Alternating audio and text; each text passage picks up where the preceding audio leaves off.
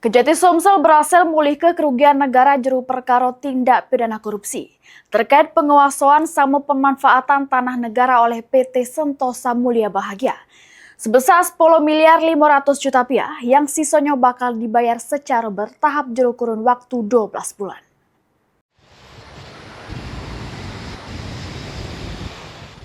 Kejaksaan Tinggi Sumatera Selatan melalui Jaksa Pengacara Negara JPN pada bidang Perdata dan Tata Usaha Negara Datun berhasil memulihkan kerugian negara juru perkara tindak pidana korupsi terkait penguasaan sama pemanfaatan tanah negara oleh PT Sentosa Mulia Bahagia.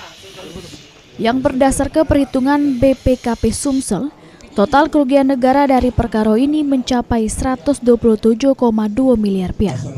Wakajati Sumsel Anton Deliatno ngatoke, dari hasil mediasi dengan ahli waris almarhum Haji Abdul Halim Ali, disepakati PT SMB melakukan pembayaran tahap pertama sebesar 10,5 miliar.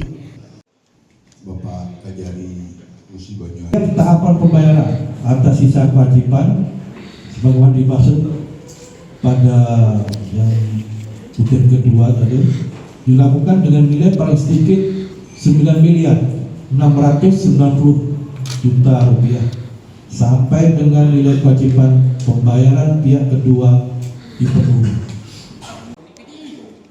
Sedangkan sisa kewajiban pembayaran bakal diselesaikan secara bertahap sesuai kemampuan PT SMB.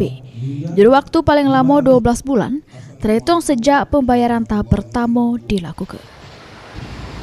Heri Wahyudi, PAL TV.